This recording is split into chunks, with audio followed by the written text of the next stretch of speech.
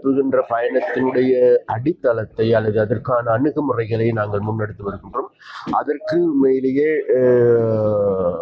முதலில் நாங்கள் விசேடமாக இந்த நாட்டு மக்களுக்கு நன்றியை தெரிவிக்க வேண்டும். ஏனென்றால் கடந்த ஜனாதிபதி தேர்தல், பொது தேர்தலின் போது மக்கள் எங்களை தெரிவு செய்தார்கள். தெரிவு செய்தது மாத்திரமல்ல, மக்களுக்கு எங்களுடைய பெரும்பான்மையான அதிகாரத்தை வழங்கியிருக்கின்றார்கள். அதே போன்று யாழ் மாவட்டத்தில் மக்கள் எங்களை முதன்மையான கட்சியாக தெரிவு செய்திருக்கின்றார்கள். அதனால் யாழ் மாவட்ட மக்களுக்கு மீண்டும் மீண்டும் எங்களுடைய நன்றியை தெரிவித்துக் கொள்வதோடு, நிச்சயமாக இந்த நிலைமையின் கீழ் நாங்கள் இப்பொழுது நாட்டை கட்டியெழுப்புகின்ற செயற்பாட்டினை முன்னெடுத்து வருகின்றோம். அதில் தான் முதலாவதாக கிளீன் ஸ்ரீலங்கா என்கின்ற வேலை திட்டத்தை முன்னெடுக்கின்றோம்.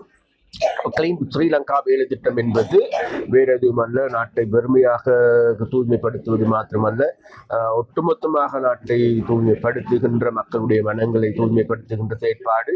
அது மாத்திரமல்ல, விசேடமாக அதன் கீழ் இருக்கின்ற டிஜிட்டலைசேஷன், அடுத்து கிளீன் ஸ்ரீலங்கா, அதே போன்று வறுமை ஒழிப்பு நடவடிக்கையில் நாங்கள் விசேடமாக யாழ் மாவட்டத்துக்கு அல்லது வடகிழக்கு பிரதேசங்களுக்கு முன்னுரிமை அளித்திருக்கின்றோம். அந்த வகையில் முறை பாரிய வேலை திட்டங்களை முன்னெடுப்பதற்கு நாங்கள் தீர்மானித்துக் கொண்டோம். அவ்வாறான வேலை திட்டங்களை முன்னெடுத்து வருகின்ற பொழுது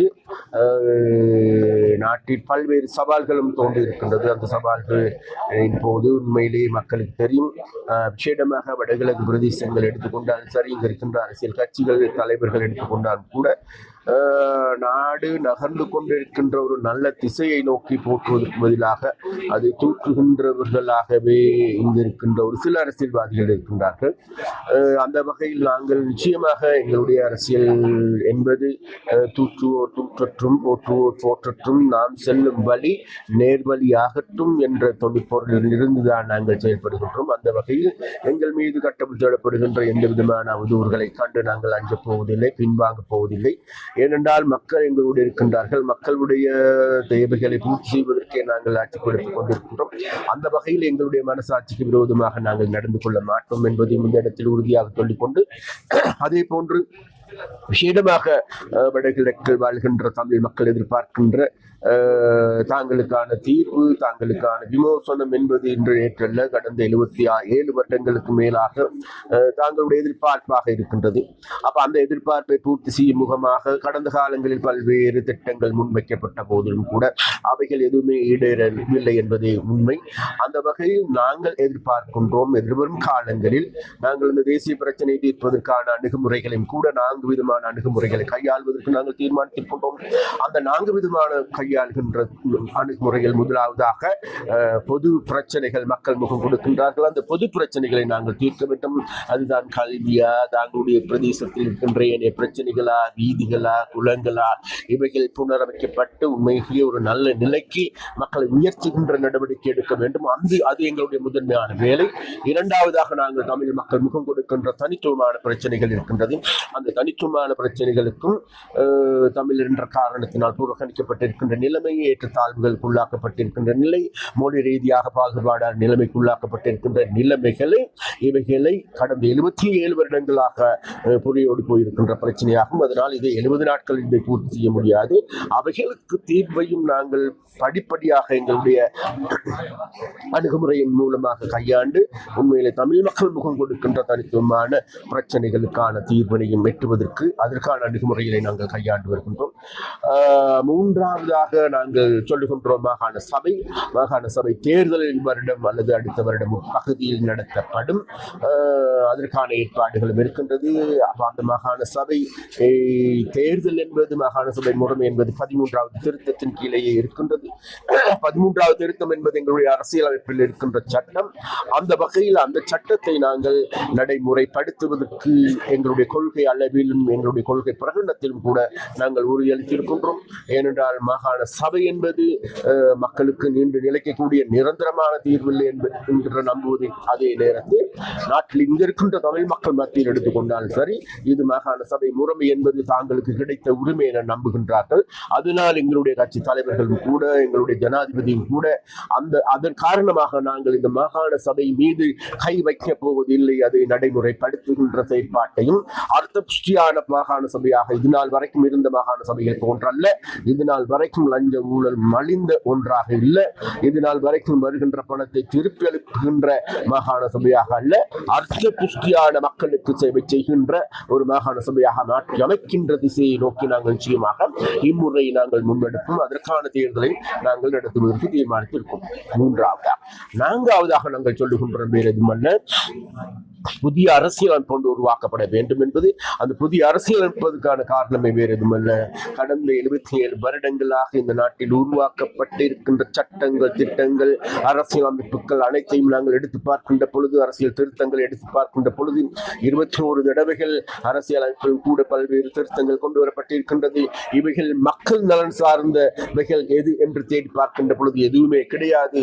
ஆகவே இந்த அரசியல் அமைப்பு என்பது, அரசியல் தீர்த்தங்கள் என்பது எல்லாமே ஆளும் தரப்பினருடைய, ஆளும் கட்சியினுடைய விருப்பமாகவே இருந்தது. அவர்களுடைய விருப்பத்தை பூர்த்தி செய்கின்றதாகவே இருந்தது தவிர மக்களுடைய தேவைகளை பூர்த்தி செய்வதாக அமையவில்லை.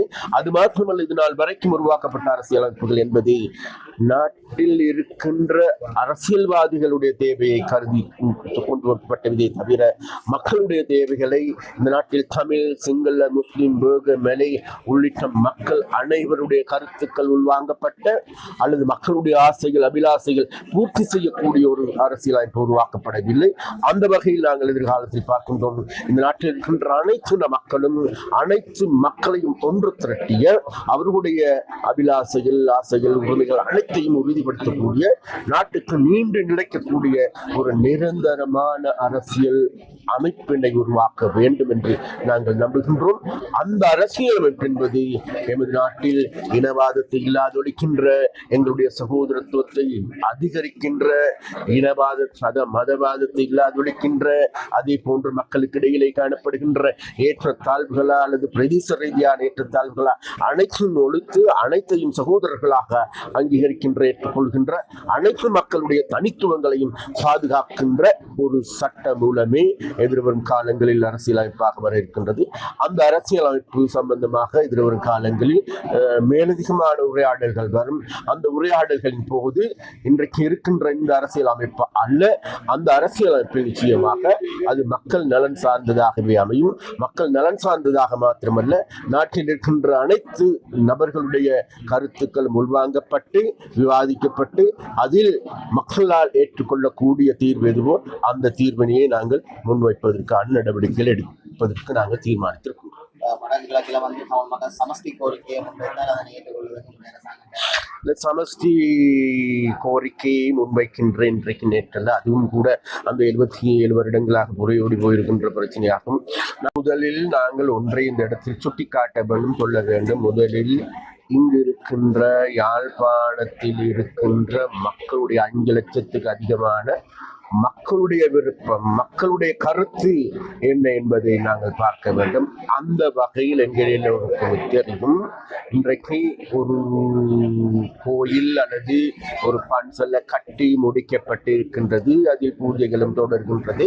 அவ்வாறு தொடர்கின்ற பொழுது அன்றைக்கு பேசாதவர்கள், அது மாத்திரமல்ல அன்றைக்கு இது சம்பந்தமாக நடவடிக்கை எடுக்காதவர்கள், இன்றைக்கு இது சம்பந்தமான ஒரு பூதகரமான பிரச்சனையாக மேலே எழுவதற்கு, தூக்கி பிடிப்பதற்கான நடவடிக்கை எடுப்பதற்கான புதிதாக இருக்கின்றது. இது உண்மையிலேயே இவர்கள் இதே துட்டியோடு செய்கின்றார்களா அல்லது எதிர்வரும் நாட்களில் வர இருக்கின்றது உள்ளூராட்சி சபை தேர்தல். அந்த உள்ளூராட்சி சபை தேர்தலில் இவர்களுக்கு இருக்கின்ற துருப்பு சீட்டு வேறு எதுவுமே கிடையாது. ஏனென்றால் மீண்டும் இனவாதத்தை தூண்ட முடியாது. இன்றைக்கு இனவாத ரீதியாக இனவாதத்தை மக்கள் ஒழித்து கட்டியிருக்கின்றார்கள். இலங்கை 2ஆக பிளவுபடுத்த முடியாத மக்கள் ஒன்றிணைந்திருக்கின்றார்கள். நாட்டின் அபிவிருத்தியை பற்றி பேச முடியாது. அபிவிருத்தி வேகமாகவும் துரிதமாகவும் முன்னெடுக்கப்படுகின்றது. அதனால் இவர்கள் தொங்கிக் கொண்டிருக்கின்றது வேறு எதுமல்ல, இனவாதம், மதவாதத்தை தூண்டி மீண்டும் இவைகளை எப்படி நிலைநாட்டிக் கொள்வது என்பது. அந்த வகையிலே இவ்வாறான போராட்டங்கள் முன்னெடுப்பது எங்களால் காணக்கூடியதாக இருக்கின்றது. இருந்த போதிலும் கூட இது எங்களுடைய அரசாங்கத்தின் கீழ் இடம்பெறுகின்ற போராட்டங்களாகும், எங்களுடைய அரசாங்கத்தின் கீழ் இடம்பெறுகின்ற பிரச்சனைகளாகும். இந்த பிரச்சனைக்கும் நாங்கள் கூடிய சீக்கிரத்தில் மக்களோடு கலந்து மக்களோடு மக்களாக மக்கள் முன்வைக்கப்படுகின்ற தீர்வினை எட்டக்கூடிய வகையில் ஆன அணுகுமுறைகளை கையாள்வதற்கும் நாங்கள் தீர்மானித்தோம். போதமா அல்லது சட்ட ரீதியானதா என்பது வாத விவாதங்களை நாங்கள் இன்று இவைகளுக்கு நாங்கள் ஒவ்வொருத்தரும் தனித்தனியான கருத்துக்கள் சொல்லலாம். என்றால் அந்த விகாரை அமைக்கப்பட்டு இருக்கின்ற இடம் மக்களுடைய இடம் என்பது மாற்று கருத்துக்கு இடமில்லை. அப்ப அந்த வகையில் நிச்சயமாக அந்த மக்களுக்கு அந்த ஒன்று அதற்குரிய நட்டையீடு அல்லது அதற்கே உரிய காணிகளை வழங்க வேண்டிய தேவை இன்றைக்கு இருக்கின்றது. அந்த வகையில் இன்றைக்கு அதே நேரத்தில் மிக அதிகமான காணிகள் தம்பசப்படுத்தி கொண்டிருக்கின்றது அந்த விகாரைக்கு உரிமையாளர்கள். அதனால் அவர்கள் எதை எண்ணத்தை சொல்லுகின்றார்கள் என்பதை விட நிச்சயமாக மக்களுக்கு தெரியும் அல்லது நாட்டுக்கும் தெரியும். அந்த வகையில் அதே நேரத்தில் எதிர்காலத்தில் எடுக்கப்பட வேண்டிய நடவடிக்கை என்ன என்பதும் தெரியும். அதே இவைகளை உடைத்து நொறுக்கிவிட முடியுமா என்கின்ற பிரச்சனையும் கேள்விக்குறியாக இருக்கின்றது. அப்ப இவர்கள் உடைத்து நொறுக்குவதன் மூலமாக எங்களுக்கு பிரச்சனைக்கு தீர்வு வருமா என்பதையும் நாங்கள் பார்க்க வேண்டியிருக்கின்றது. அந்த வகையில் நாங்கள் இதற்கு சுமூகமான தீர்வினை எட்ட வேண்டுமே தவிர மேலும் மேலும் இந்த நாட்டில் இனவாதத்தை மதவாதத்தை வளர்க்கக்கூடிய தீர்வினை முன்னெடுக்க கூடாது என்பதுதான் எங்களுடைய நிலைப்பாடு. பாதிப்புக்குள்ளாக்கும் ஒரு அடையாள சொல்லாகத்தான் இருக்கிறது. தமிழில் இருக்கிறது இந்தியாலயம் உடைக்கப்பட்டிருக்கிறது. இன ஐக்கியத்துக்கு புறநாக இருக்கிறது சொல்லி அகற்றப்பட்டது. அது இந்து சமயமும் ஏற்றுக்கொள்ளப்பட்டு வந்தனர். ஆனா இதையும் தமிழ் மக்களுக்கு ஒரு உடன்பாட்டை இல்லை. இது தமிழ் மக்களுக்கு உடன்பாடா முரண்பாடா என்பதை நாங்கள் பார்க்க வேண்டும். என்பது பௌத்தர் என்பது தமிழரா சிங்களவரா முஸ்லிமா என்பதை நாங்கள் பார்க்கிறோம். அந்த வகையில் விசேடமாக இந்த பிரச்சனை தொடர்பாக நாங்கள் மிகவும் புத்தி கூர்மையுடன் செயல்பட வேண்டுமே தவிர உணர்ச்சிகளுக்கு அடிபட்டு அதே நேரத்தில் இதனூடாக அரசியல் லாபத்தை ஈட்டுகின்ற செயற்பாடுகளுக்கு செல்லக்கூடாது என்பது எங்களுடைய நிலைப்பாடு. மின்னதிவு தொடர்பாக ஏதோ ஏற்பட்ட கோளாறு காரணமாகவே ஏற்பட்டதாக கூறப்படுகின்றது. அதில் வேறு எந்த விதமான சதிகள் இல்லை என்றே இப்பொழுதுக்கு தெரிய வருகின்றது. அது சம்பந்தமான விசாரணைகளும் தொடர்கின்றது. விசாரிக்கப்பட்ட பிறகுதான் அதனுடைய ஏதாவது சதி சூழ்ச்சிகள் இருக்கின்றதா என்பது தெரிய வரும்.